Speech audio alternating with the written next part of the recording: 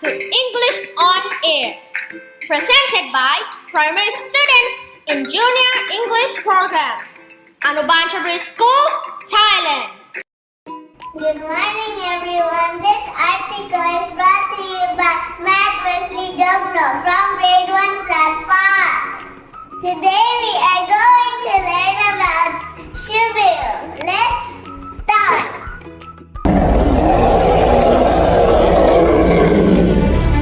No, that's not an ancient dinosaur.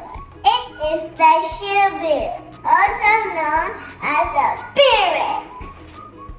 Shoebills reach up to 5 feet in height, with an 8-foot wingspan. That's a big bird. They are found only in the swamps of Africa, and they are fully carnivorous.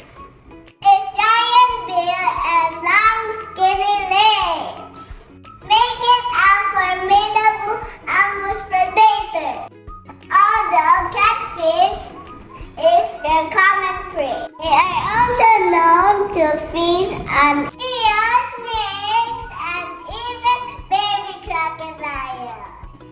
And if you think that's scary, wait until you hear their mating call.